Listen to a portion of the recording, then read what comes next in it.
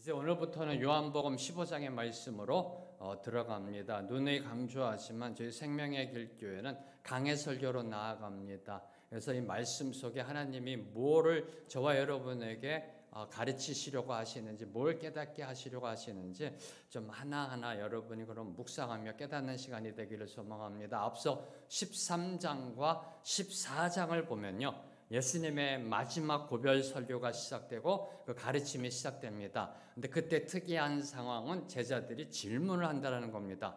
13장과 14장을 보면요, 예수님이 말씀하시는 중간중간마다 제자들이 손을 들고 질문합니다. 먼저 베드로, 주여 어디로 가시나이까? 내가 지금은 어찌하여 따라갈 수가 없나이까?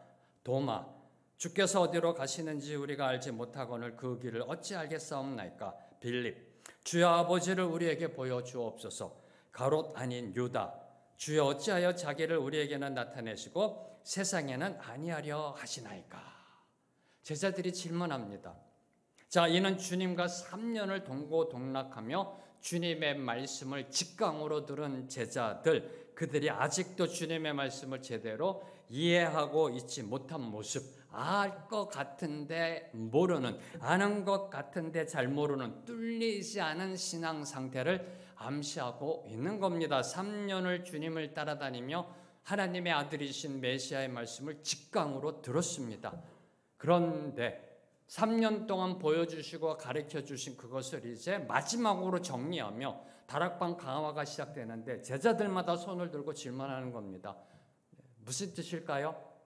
그렇게 들었는데, 아니 알 것 같은데, 제자인데, 베드로인데 아직도 잘 모르는 것 같은 그러한 뚫리지 않은 그러한 신앙 상태의 모습을 보여주고 있는 겁니다. 바로 이 모습이 오늘 우리들의 신앙의 모습이 아닐런지요. 저와 여러분의 모습이 아닐런지요. 그동안 수많은 설교를 들어왔습니다. 그렇죠? 네. 얼마나 많은 설교를 들으셨는지요. 수많은 성경 공부를 했습니다. 저희 교회는 1년에 2번씩 성경 통독을 합니다. 아침마다 큐티합니다. 묵상합니다. 그것도 모자라서 인터넷으로 목사님들의 귀한 설교 듣습니다. 강의를 듣습니다. 그런데 알 듯 모를 듯한 뚫리지 않는 그러한 신앙 상황. 그래서 주님이 말씀하시는 겁니다. 성령을 받으라. 내가 보혜사 성령을 너에게 보내줄 테니 성령을 받으라. 성령 충만함으로 나아가라. 성령의 가르치심의 은혜가 필요하다. 성령께서 생각나게 해주시는 그 은혜가 필요함을 예수님께서 강조하셨던 겁니다. 지난주 말씀에 비추어 보면은요, 이 성령 받은 사람은 주님을 사랑하는 사람이고요. 주님을 사랑하는 사람은 주님의 계명을 지키는 사람들이라 말씀하셨습니다. 자, 이제 오늘 말씀에서는 바로 그런 삶이 어떤 삶인지, 주님을 사랑하며 주님의 계명을 지키는 자, 성령을 받은 사람이 과연 어떤 사람인지를 참 포도나무와 가지 비유를 들어 설명하고 계십니다. 오늘과 다음 주에 연달아서 이 포도나무 가지 비유에 대한 말씀을 나누고자 합니다. 자, 예수님은 구원받은 성도, 저와 여러분 성령 받은 성도, 주님을 사랑하는 성도, 주님의 말씀을 지키는 성도를 참 포도나무의 열매 맺는 가지로 비유하시며 그들이 참 포도나무이신 예수님과 영적 연합을 이룰 때, 하나 될 때 하나님이 기뻐하시는 신앙의 열매, 삶의 열매를 풍성히 맺을 수 있음을 교훈하고 있는 것이 이 비유입니다. 자, 먼저 1절을 보면요. 1절을 보면 예수님은 자신을 참 포도나무로, 그리고 하나님 아버지를 농부로 비유하고 계십니다. 나는 참 포도나무요. 이 비유의 시작은 나는 참 포도나무이다입니다. 나는 참 포도나무이다. 뭘 의미할까요? 나는 이다라는 겁니다. 나는 이다. 네, 요한복음에서 계속해서 7번이나 반복되고 있는 헬라어로 얘기하면 에고에임이 나는 이다. 나는 이다라는 것은 다시 한번 예수님은 자신이 성부 하나님과 동일하게 스스로 존재하시는 분, 나는 이다 스스로 존재하는 I am who I am, 바로 여호와이심을 강조하고 있는 겁니다. 이 비유를 들어 설명하시면서 먼저 예수님이 선포하시는 겁니다. 나는 성부 하나님과 동일하게 존재하는 바로 그분이다. 바로 그분이다. 신적 선언이고 이 선언적 선포입니다. 이 비유, 참 포도나무 비유는 이 선포를 들음으로부터 시작되는 겁니다. 왜요? 주님이 말씀하셨으니까. 다른 사람이 삼자가 얘기한 게 아닙니다. 예수님이 말씀하십니다. 나는 이다. 나는 이다. 우리가 이 음성을 들어야 됩니다. 이 선포를 들어야 됩니다. 이 참 포도나무 가지 비유는 이 선포를, 예수님의 선언적 선포를 들음으로부터 시작된다라는 겁니다. 그리고 이 참이라는 거, 예수님은 강조하십니다. 나는 포도나무이다가 아니라 나는 참 포도나무이다. 참이라는 것을 강조한 것은 가짜가 있다는 겁니다. 네, 그렇죠? 네. 참과 거짓이 있다라는 겁니다. 그래서 예수님은 참 포도나무이심을 말씀하신 겁니다. 자, 요한복음을 보면 예수님이 참이라는 단어를 강조하십니다. 1장 9절에 보면 참 빛이다. 6장 32절에 보면 참 떡이다. 진짜 떡이다. 진짜 빛이다. 진짜 포도나무임을 강조하고 계시는 겁니다. 예수님은 저와 여러분이 알고 있는 그 들포도 맺는 포도나무가 아니라는 겁니다. 들포도, bad grape, 나쁜 포도, 먹지 못하는 포도, 그런 포도를 맺는 포도나무가 아니라 극상품의 포도를 맺는 참 포도나무이심을 강조하고 계시는 겁니다. 먼저 예수님이 누구이신지를 선포합니다. 그리고 이제 2절에서 예수님은 참 포도나무인 자신에게 붙어있는 가지 중에 열매를 맺지 않는 가지는 하나님 아버지께서 제거해 버리시고 열매 맺는 가지는 깨끗이 손질할 것이라고 말씀하셨습니다. 자, 2절 말씀 함께 읽겠습니다. 시작. 무릇 내게 붙어 있어 열매를 맺지 아니하는 가지는 아버지께서 그것을 제거해 버리시고 무릇 열매를 맺는 가지는 더 열매를 맺게 하려 하여 그것을 깨끗하게 하시느니라. 네, 여기서 먼저 저와 여러분이 주목해야 하는 것, 나무에 붙어 있다고 모두 다 열매 맺는 가지가 아니라는 사실입니다.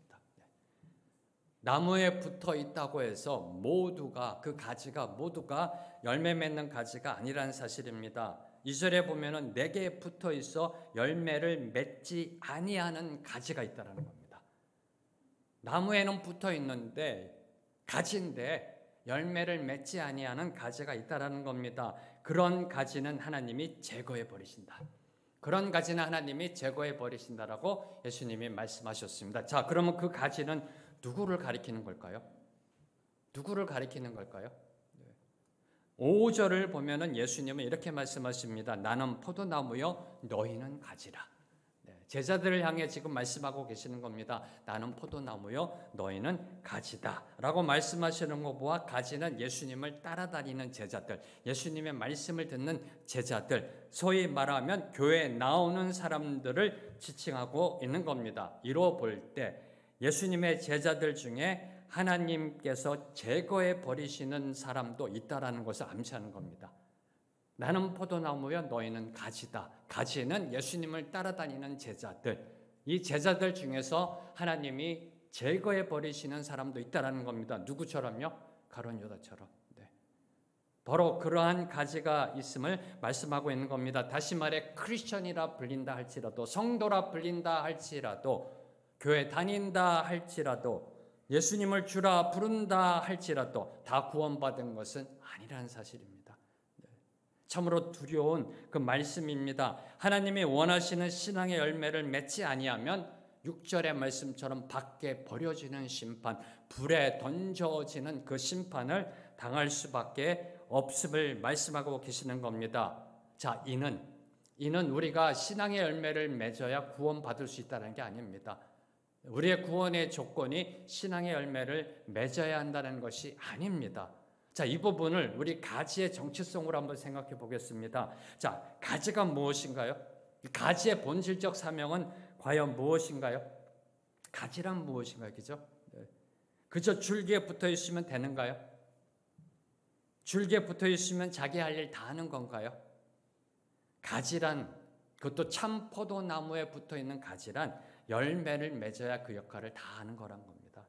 가지는 열매를 맺어야 한다는 겁니다. 열매 맺지 않는 가지는 줄기에 붙어 있다 할지라도 진정한 의미에서 붙어 있는 것이 아닙니다. 왜요? 생명을 창출해내지 못하는 가지, 생명력이 없는 가지, 죽은 가지, 썩은 가지, 말라 비틀어진 그러한 가지이기 때문입니다.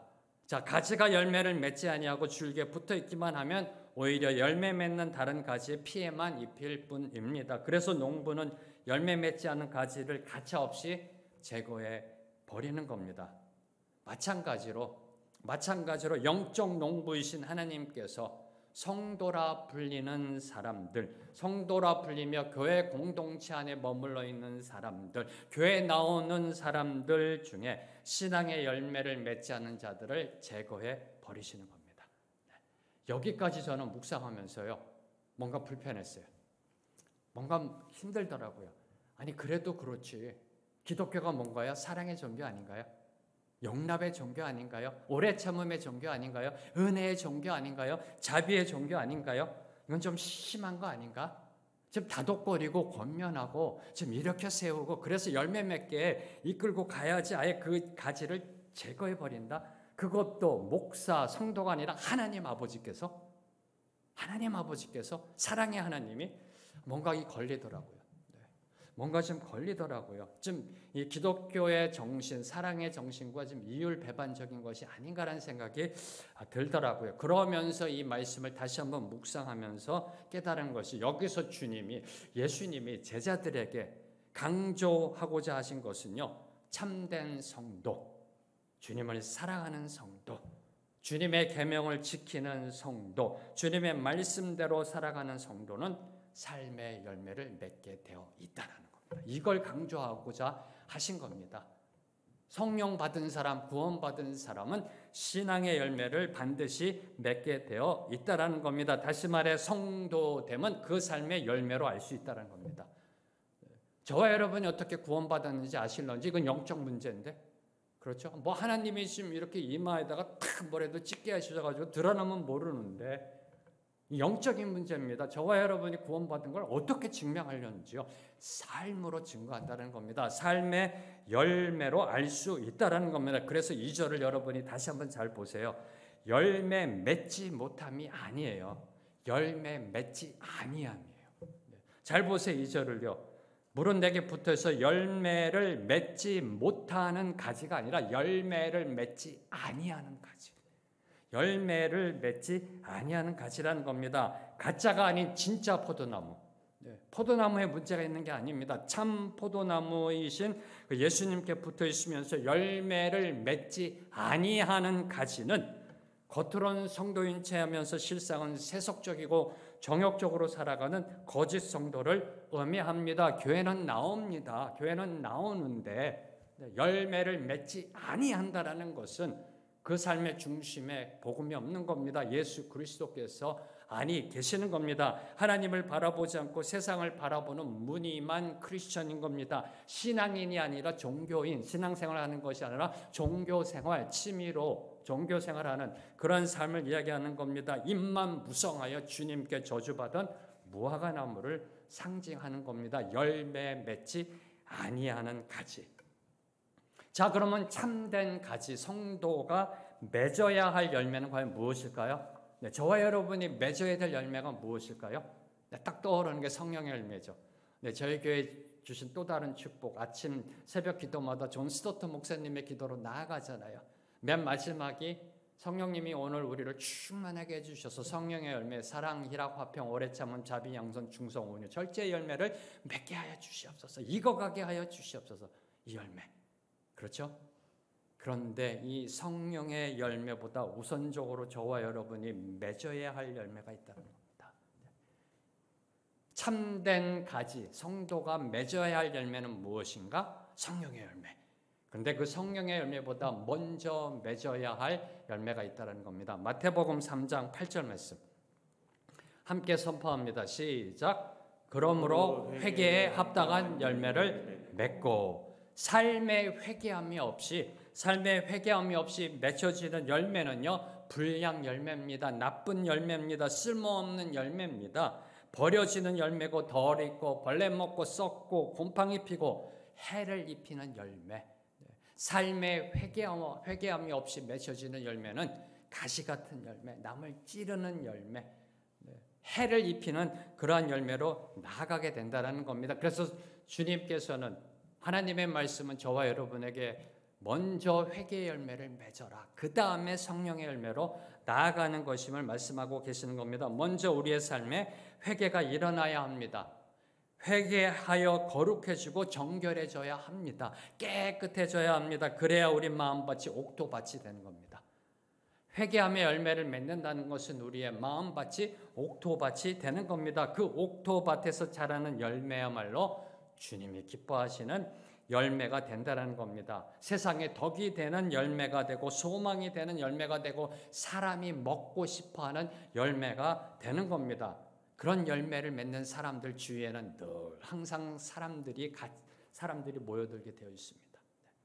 그런 열매를 맺는 사람들 주위에는 늘 항상 사람들이 모여들게 되어 있습니다. 사랑하는 성도 여러분, 기억하십시오. 열매는 자신이 먹기 위해 맺는 것이 아니란 사실입니다. 포도나무가 포도 먹는 거 보셨어요? 사과나무가 사과 먹는 거 보셨어요? 열매는요, 나 자신이 먹기 위해 맺는 것이 아니라 내가 아닌 남을 위해 맺는 것이 열매라는 것. 네, 그 열매라는 것. 다른 사람을 위한 것이 열매라는 것. 그래서 내가 회개해야 된다는 겁니다. 거룩해야 된다는 겁니다. 옥토밭에서 그래야 극상품의 열매를 맺을 수 있기 때문입니다. 자, 그럼 지금 여러분은 어떤 열매를 맺고 계시는지요? 한번 여러분의 삶을 이렇게 좀 성찰해 보시기 바랍니다. 말씀을 들었으니 이제 내 삶에 적용해 봐야죠. 늘 언제까지 머리에만 말씀이 머물러 있게 내버려 두실런지요? 가슴으로 내려가고 삶으로 적용이 돼야죠. 자, 그럼 여러분은 어떤 열매를 맺고 계시는지요? 얼마나 신실한 튼실한 열매를 맺어서 다른 사람에게 주고 있는지요. 그렇게 하기 위해서는 좋은 열매 맺어 다른 사람에게 나눠주기 위해서는 반드시 주님 안에 거해야 한다는 겁니다. 4절과 5절 말씀, 두 구절 말씀 함께 읽습니다. 시작.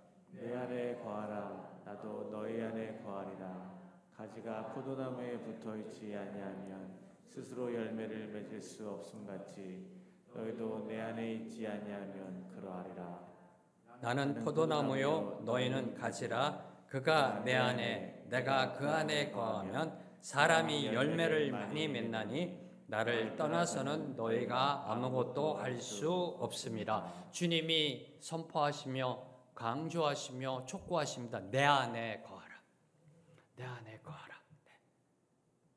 이 내 안에 거하라는 이 주님의 말씀은요, 요한복음 15장 1절에서 11절, 이 참포도나무 가지 비유, 오늘과 이제 다음 주 살펴볼 텐데요, 총 7번이나 강조하십니다. 그리고 요한복음 전체에서 최소한 40번을 강조하세요. 내 안에 거하라. 내 안에 거하라. 계속해서 반복하시며 강조하세요. 왜요? 중요하니까. 우리 신앙생활에 있어서 너무나 중요한 거니까, 주님 안에 거하는 것 너무나 중요하니까 내 안에 거하라라고 반복하시며 계속해서 말씀하고 계시는 겁니다. 자, 그러면 내 안에 거한다는 것, 주님 안에 거한다는 것이 무슨 의미일까요? 이것도 영적 원리이기 때문에 이게 힘들다는 겁니다. 이 배들 안에 거하라 그러면 쉽잖아요. 배들 안으로 들어오면 되는데 주님 안에 거하라.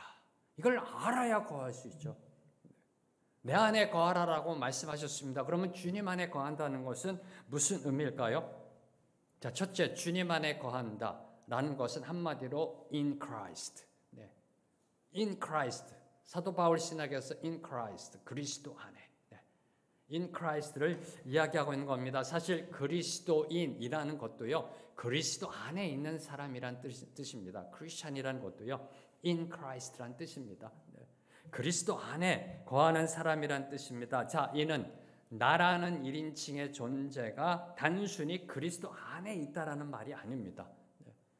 단순히 나라는 1인칭의 존재가 그리스도 안에 있다는 말이 아니고요. 그리스도 안에서 내가 없어지는 것을 의미하는 겁니다.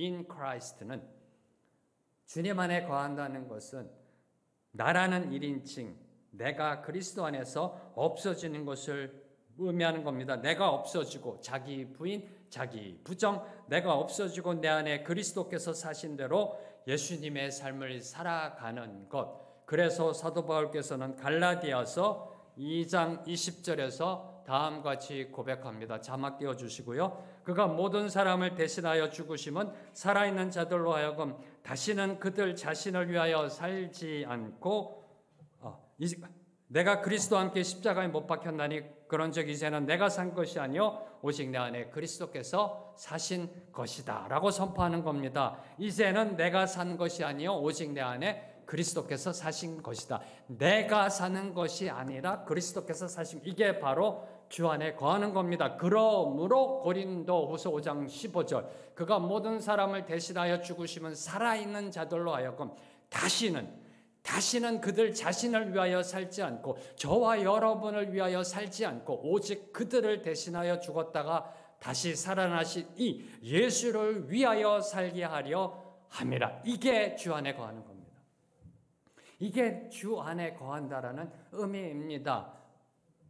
주님과 함께 십자가에 못 박혔으므로, 주님과 함께 십자가의 죽음으로 이제는 내가 사는 것이 아니다. 나라는 1인칭은 없어졌다. 내가 사는 것이 아니다. 오직 내 안에 계신 그리스도께서 사시는 것이다. 그러므로 이제부터는 나를 위한 삶이 아니라 오직 그분을 위한 삶, 올인하는 삶, 그분께 목숨 거는 삶, 24시간 365일 for Jesus Christ, 예수 그리스도를 위해 사는 삶이 내 안에 거하라는 겁니다. 주님의 말씀을 알면 알아갈수록요, 주님과 더욱더 친밀해지면 친밀해질수록 말씀을 알아가면 알수록요, 쉽지 않다. 어떨 때는 그런 생각이 들 때도 있습니다.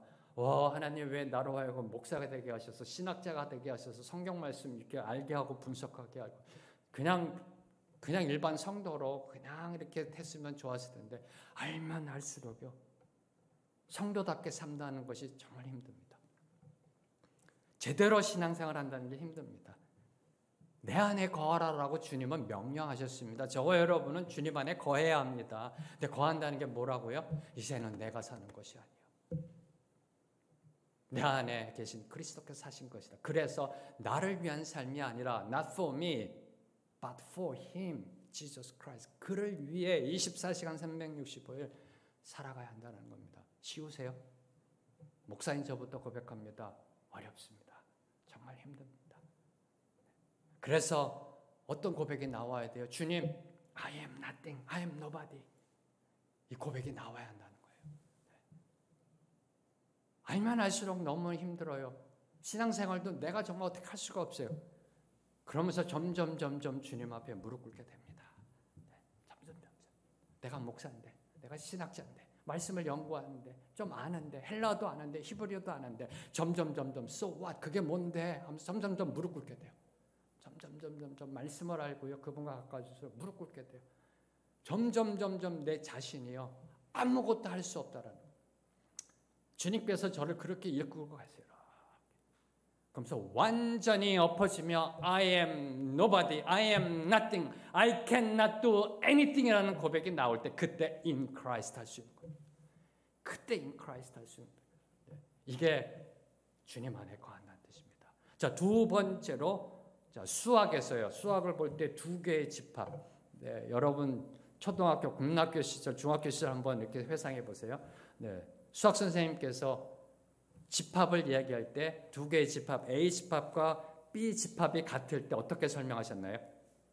동그라미 두 개 갖고 A 집합과 B 집합이 있을 때, 저는 아직도 기억납니다. 집합 A와 집합 B가 같을 때 A가 B에 속하고 B가 A에 속한다라고 표현하셨습니다. A가 B에 속하고 B가 A에 속한다라고 표현하셨습니다. 집합 A와 집합 B가 같을 때, 우리가 예수님 안에 거하고요, 예수님이 우리 안에 거하신다는 것은 결국 우리가 예수님과 같다라는 뜻입니다. 주님이 내 안에 거하라, 나도 너희 안에 거하리라. 무슨 뜻이에요? 우리가 예수님과 같다라는 겁니다. 다시 말해 예수님이 우리의 삶 속에서 나타나시며 우리가 작은 예수로 살아가야 한다라는 의미입니다. 한마디로 저와 여러분이 자주 고백하는 거, 예수님을 닮아가야 한다는 겁니다. 아니, 복사해야 한다는 겁니다. 저와 여러분의 인생이 예수님의 삶, 인격, 공생의 사역의 복사 인생이 되어야 된다는 겁니다. 더 어려워지죠. 이제 내 안에 거한다는 것은 예수님을 꼭 빼닮아 그러한 삶을 살아가야 한다는 겁니다. 세 번째로 거하다라는 것. 거하다라는 것은요, 일시적인 체류가 의미하는 것이 아닙니다. 좀 여기 있다 가, 더위도 좀 식히고 가, 그런 의미가 아닙니다. 거하다라는 것은 일시적이 아닌 지속적인, 계속적인 그러한 거함을 의미합니다. 주님과 지속적인 교제 가운데 주님이 주시는 그 영적 에너지, 생명의 에너지, 그 에너지를 끊임없이 공급받아 성도답게 살아가라는 의미가 내 안에 거하라라는 그 의미입니다. 지금부터 1시간은 주님 안에 거하고 그 다음 1시간은 세상에 거하고 이런 의미가 아닙니다. 24시간 365일 주님 안에 거하는 것, 주님과 지속적인 인격적 교제를 나눈다는 뜻이 이 거하다라는 의미입니다. 자, 이스라엘을 가보면요, 아마 성지순례들 많이 다녀오셨을 겁니다. 이스라엘 가보면, 그리고 이스라엘을 공부하다 보면 와디라는 단어를 듣게 됩니다. 이 와디라는 것은 마른 하천을 의미합니다. 비가 오는 우기에는 강물처럼 물이 넘쳐 흐릅니다. 그런데 우기가 끝나 비가 그치면 금방 흐르던 물은 마르고 강은 바닥을 드러내어 모양만 강이 되는 마른 하천, 이걸 와디라고 합니다.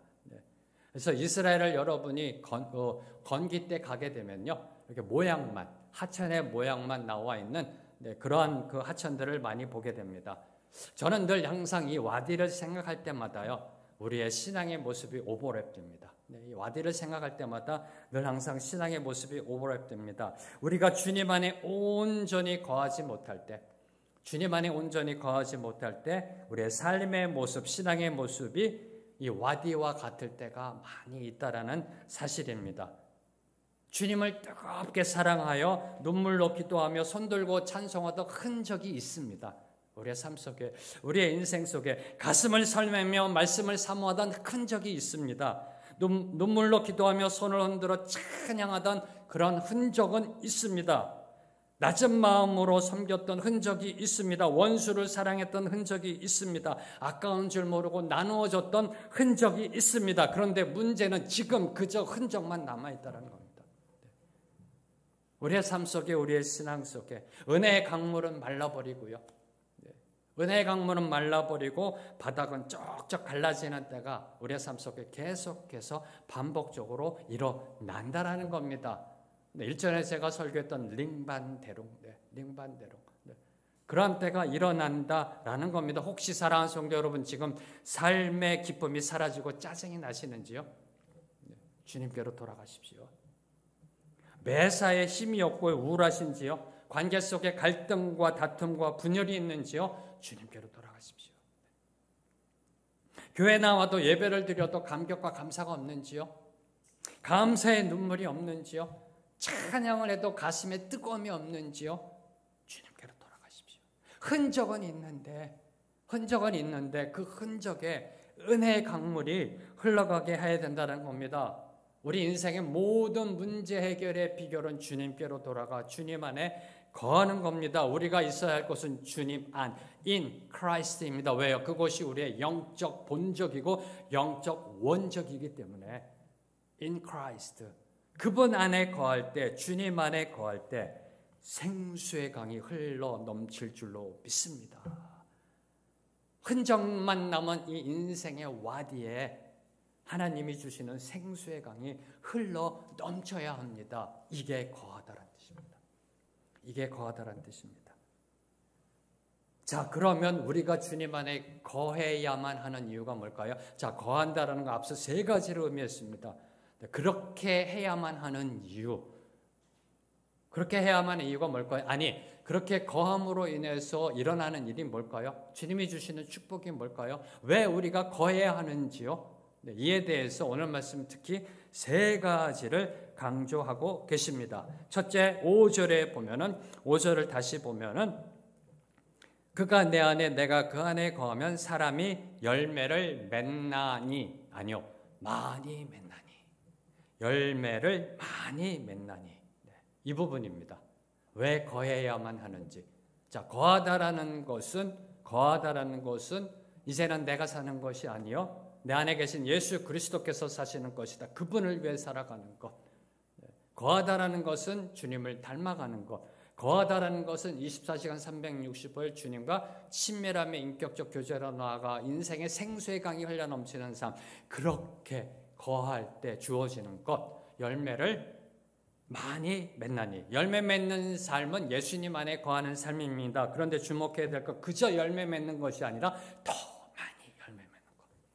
그래 거해야 한다는 겁니다. 더 많은 열매를 맺기 위하여 이는 우리가 예수님 안에 얼마나 거하는가에 따라 얼마나 거하는가에 따라 그 열매의 양이 정해진다라는 사실을 교훈하고 있는 겁니다. 다시 말해 예수님과 친밀해지면 친밀해질수록, 예수님을 닮아가면 닮아갈수록, 예수님을 위한 삶을 살아가면 살아갈수록 더 좋은 열매를 더 많이 맺어지게 된다는 겁니다. 이는 한마디로 신앙의 부익부 빈익빈 현상. 사회학적으로 경제학적으로 그 부익부 빈익빈 현상은 좀 나쁜 의미고요. 부정적인 의미입니다. 그런데 영적 원리에 이 원리가 있는 겁니다. 주님과 가까워지면 가까워질수록, 주님 안에 더 거하면 거할수록 더 좋은 열매, 풍성이 맺을 수 있다라는 겁니다. 5달란트 가진 그 종에게 주인은 또 다른 5달란트를 줍니다. 1달란트 가졌던 그 종은 그 1달란트마저 뺏기는 것이 하나님 나라의 영적 원리입니다.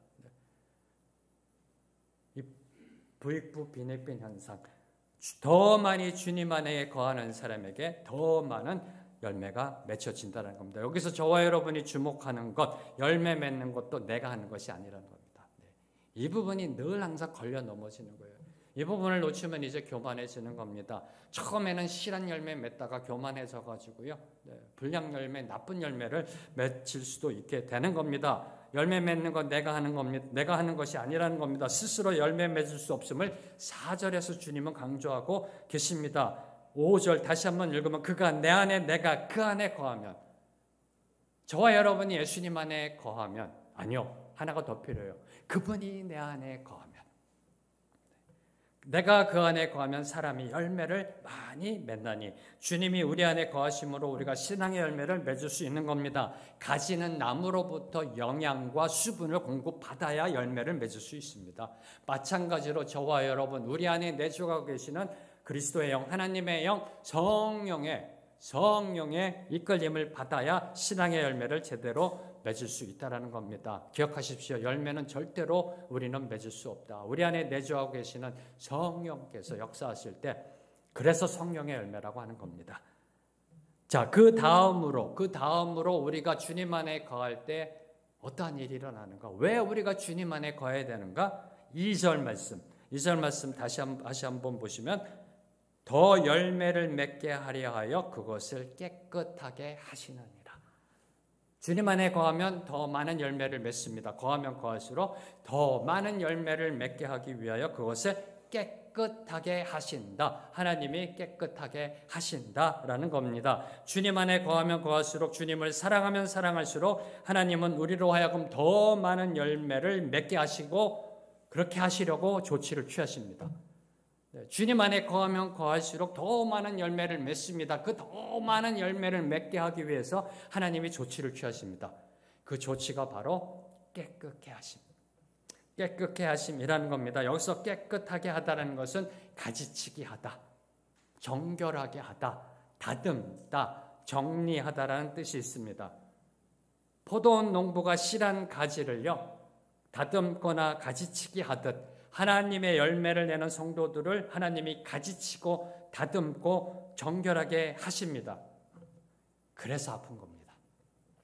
그래서 힘든 겁니다. 그래서 하나님이 우리를 깨끗하게 하시는 과정이 때로는 잘려나가는 듯한 아픔이 있고요, 그리고 깎아내는 듯한 고통이 수반되는 겁니다.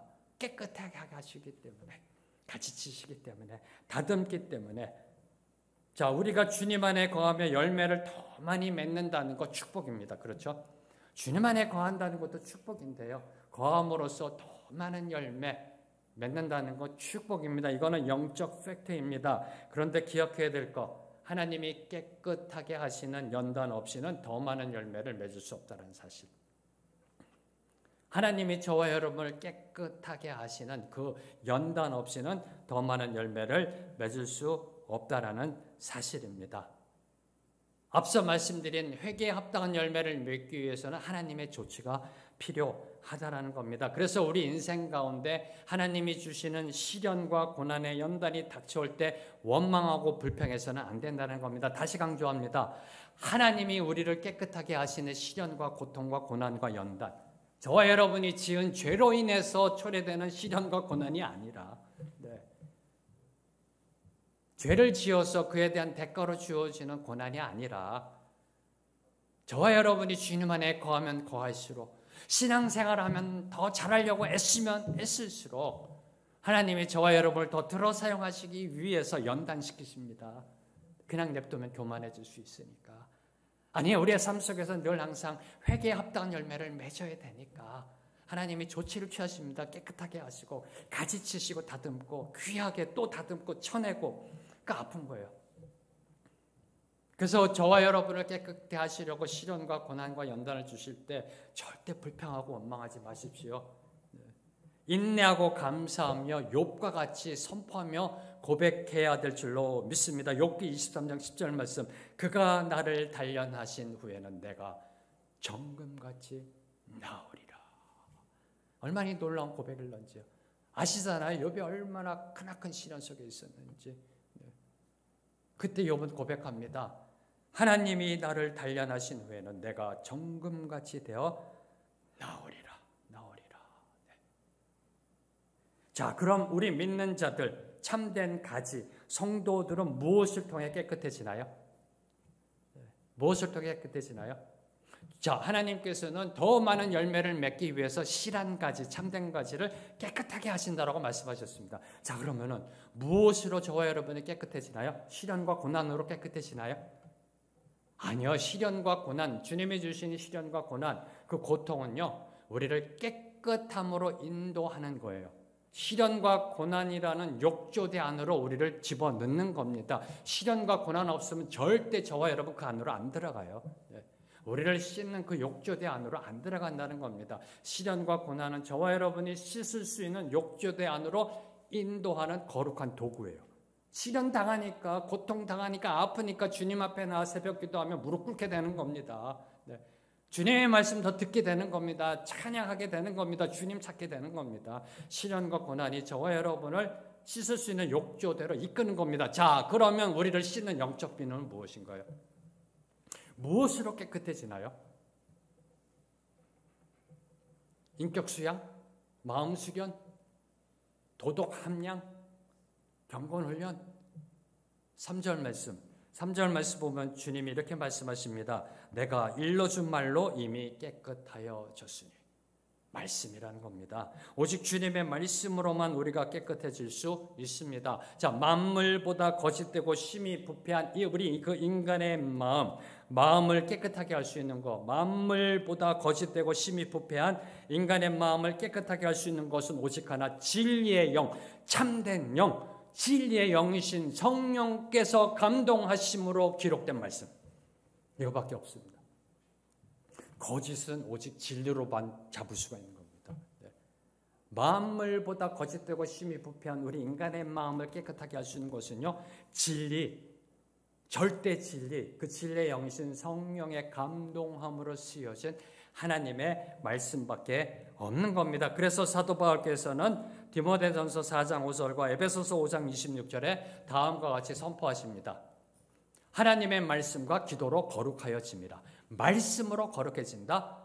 이는 곧 물로 씻어 말씀으로 깨끗하게 하사 거룩하게 하시고, 말씀으로 깨끗해진다라는 겁니다. 말씀, 오직 말씀밖에 없습니다. 말씀이 주님의 능력이기 때문에, 아니 그리스도 그분이시기 때문에 그 말씀이 우리 안에 들어올 때 우리가 깨끗해질 수 있다는 겁니다. 깨끗해질 때 더 많은 열매를 맺게 되는 겁니다. 자, 옆에 계신 분을 바라보며 이렇게 서로 선포하며 고백하겠습니다. 성경을 내 나이만큼만 읽자. 네. 여러분 나이만큼만 읽으세요. 욕심 부리지 마시고요. 나이만큼만. 네. 성경을 우리가 읽어야 될 이유, 하나님의 말씀을 읽고 은혜 받아야 될 이유, 그 말씀만이 우리를 깨끗하게 하기 때문에, 깨끗해져야 더 많은 열매를 맺을 수 있기 때문에. 자, 마지막으로 우리가 예수님 안에, 주님 안에 거해야 하는 이유, 5절 마지막에 보면 나를 떠나서는 너희가 아무것도 할 수 없음이라. 나를 떠나서는 너희가 아무것도 할 수 없음이라. 예수님 안에 거해야만 하는 이유, 예수님은 스스로 존재하시는 분이시기 때문에 이 이유입니다. 예수님은 스스로 존재하십니다. 우리 인간은 결코 스스로 존재하지 못합니다. 그래서 예수님 안에 거해야 하는 겁니다. 주님을 떠나서는 결코 저와 여러분 존재할 수가 없습니다. 예수님은 스스로 존재하시는 분이십니다. 나는 이다. 나는 이다. 에고 에미. I am who I am. 저와 여러분 죽었다 깨어나도 스스로 존재 못합니다. 어떻게 해요? 그분 안으로 들어가야지. In Christ. 네. 그분 안에 거해야 하는 이유, 주님을 떠나서는 아무것도 할 수 없는 nothing이기 때문입니다. 주님을 떠난 인생은 한마디로 물을 떠난 물고기와 같습니다. 햇빛을 받지 못하는 식물과 같다라는 겁니다. 자, 그러면 아무것도 할 수 없다. 무슨 뜻일까요? 아무것도 할 수 없다. 아무것도 할 수 없다. 나를 떠나서 아무것도 할 수 없다. 무슨 뜻일까요? 자, 세상 사람들을 보세요. 주님을 알지도 못합니다. 교회 나오지도 않습니다. 자기 마음대로 세상 것대로 즐기며 살아갑니다. 자, 그들, 세상 사람들, 주님을 알지 못함에도 불구하고 수많은 일들을 해왔잖아요. 수많은 일들, 놀라운 일들, 우주까지 나아가고요. 수많은 일들을 해왔잖아요. 아무것도 할 수 없다? 문자적 의미가 아니라는 겁니다.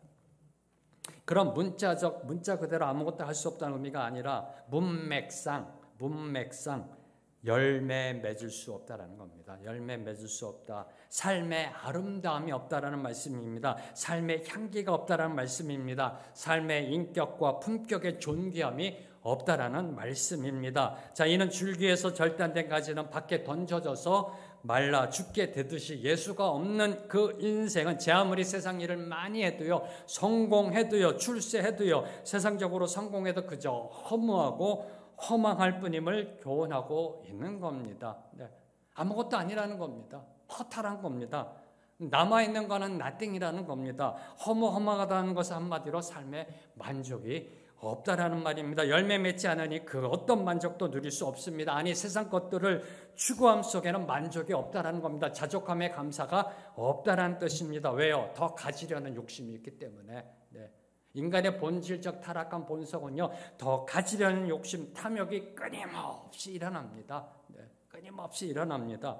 무엇을 하든 무엇을 이루든 늘 항상 그 뒤끝은 허망함이에요. 뭔가 모자람이에요. 네. 늘 항상 부족해요. 늘 항상 허망하고 허무하고 허탄해요. nothing해요. 그래서 주님 안에 거해야만 하는 겁니다. 그래서 주님 안에 거해야만 하는 겁니다. 이 진리를 깨달은 사도 바울께서는 다음과 같이 선포하십니다. 내게 능력 주시는 자 안에서 내가 모든 것을 할 수 있느니라. 내게 능력 주시는 자 안에서 in Christ 내가 모든 것을 할 수 있느니라. 사랑하는 성도 여러분, 오늘도 주님은 저와 여러분을 향해 선포하십니다. 아니, 명령하십니다. 내 안에 거하라. 내 안에 거하라. 우리가 주님 안에 거할 때 열매 맺을 수 있습니다. 우리가 주님 안에 거할 때 제대로 된 신앙생활 할 수 있습니다. 우리가 주님 안에 거할 때 그 누구 앞에서도 나는 성도다, 크리스찬이다라고 말할 수가 있습니다. 그 어떤 상황 속에서도 성도답게 세상에 본이 되는 삶으로 나아가게 될 줄로 믿습니다. 오늘도 저와 여러분에게 선포하십니다. 내 안에 거하라. 주님 안에 거하는 저와 여러분이 되기를 주님의 이름으로 선포합니다. 오늘 주신 말씀 붙잡고 함께 찬양하며 나아갑니다. 나의 안에 거하라.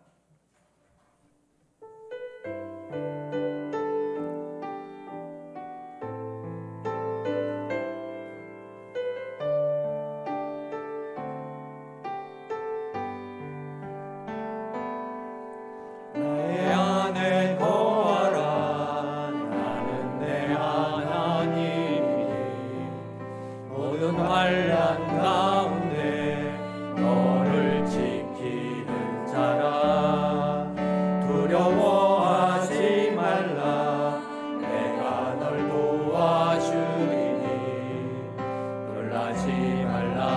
내 손 잡아주리라. 내가 너를 지명하여 불렀으니 내가 너를 지명하여 불렀나니 너는 내 것이라.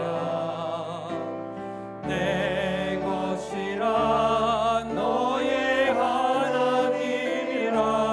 내가 너를 보배로 존귀하게 여기노라. 너를 사랑하는 내 영혼. 한번 더 고백합니다. 나의 안에 거하라.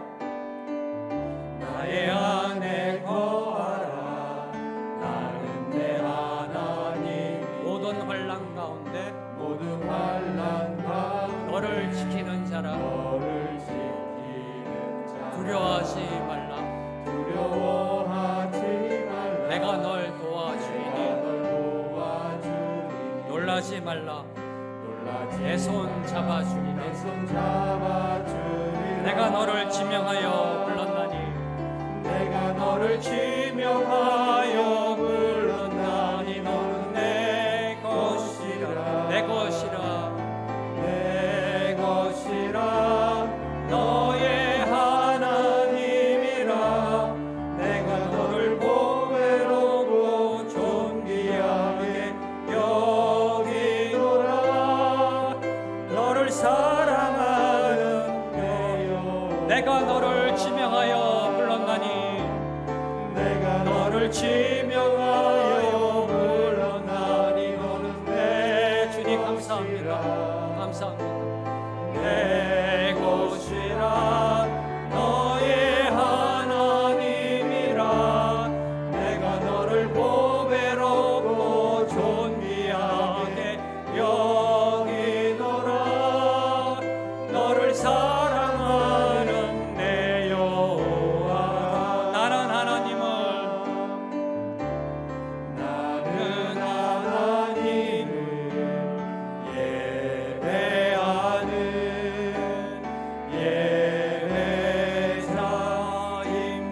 예배자입니다.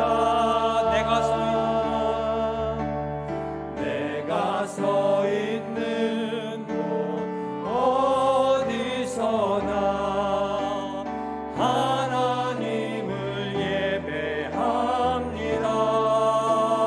내 영혼 거룩한 은혜를 향하여 내 마음 완전한 하나님 향하여 하나님 향하여 이곳에서 바로 이 시간 하나님을 예배합니다. 한 번 더 고백합니다. 나는 하나님을 예배하는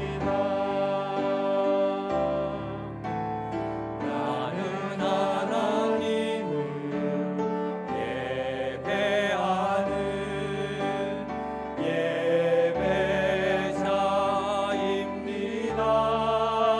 예배자입니다.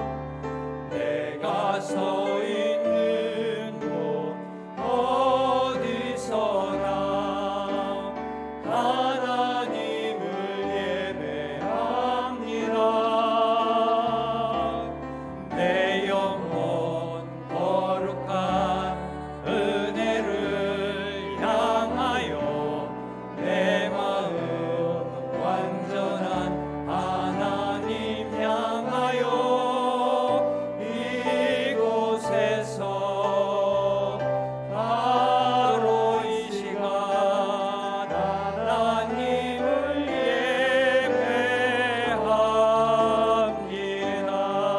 예배합니다. 주님 감사합니다. 주님을 예배할 수 있는 특권 주심에 감사합니다. 예배할 수 있는 것 주님 안에 거하는 삶의 축복임을 선포합니다. 오늘도 우리를 향해 내 안에 거하라 명하시는 주님 앞에 절대 순종하며 나아갑니다. 주님 안에 거하는 삶, 그런 멋있는 삶, 제대로 된 삶을 살아내는 우리 모두가 되게 하여 주시옵소서.